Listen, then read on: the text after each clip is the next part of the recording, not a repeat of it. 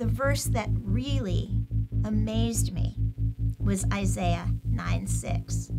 For to us a child is born, to us a son is given, and the government will be on his shoulders, and his name will be called Wonderful Counselor, Mighty God, Everlasting Father, Prince of Peace.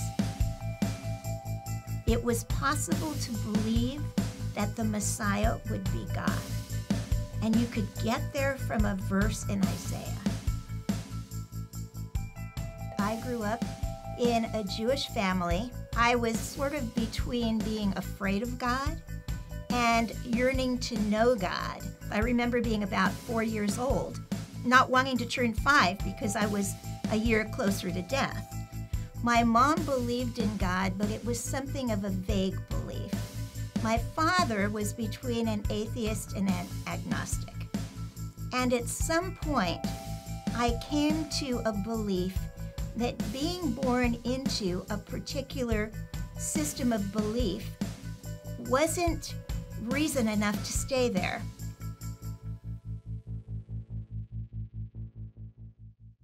My parents had had help in the house from the time I was quite small, and when I was 10, they hired a housekeeper and cook named Belle. She loved God. She read her Bible all the time, and she was always there for me. I don't know what made me do it, but I asked her if you needed to believe in Jesus to spend eternity with God. And she said yes. I never forgot that conversation. My best friend was a girl named Crystal who lived 2 houses down from us. I think we were both searching in our own ways. Her family went to a Methodist church. She was about as religious as I was, and we were trying to think back to the beginning of the beginning of the beginning, and we couldn't do it. Our minds were blown. After my sophomore year of college, Crystal and I got together again, and she came back and told me about these friends that she had made at school who believed differently than she had ever heard before. There just seemed to be something different about this group of kids. They talked about having a personal relationship with God. And when I went to my new school, I ran head-on into a group of students who believed exactly the same way. Basically, they shared how I could ask Jesus to come into my heart. As much as a part of me wanted to believe, I didn't want to believe just because another person said it was true. I wanted the truth.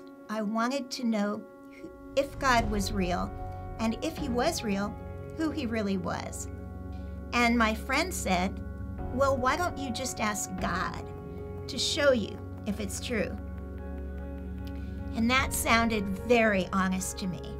If this was true, it would change everything. It would be the most wonderful thing that could happen to me. I essentially prayed and I asked Jesus to come into my heart, forgive my sins, and show me in my experience if he was real and this was true. And I decided to just wait and see what would happen, but I kept going to Bible study. This group of students were so loving and accepting. I had never before encountered that level of love and acceptance.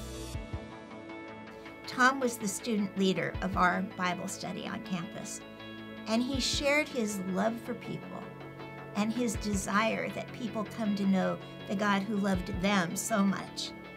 And his eyes teared up, and I don't know what it was about that. It sort of brought everything together for me, and I suddenly, in my heart, just said, it's real. This is really real. When I look back on all of this, and I look forward as well, I know that my life would have been so, so different without God. And I'm so grateful that I've come to know my Messiah, Yeshua. And that my life has changed, not just in this life, but for eternity.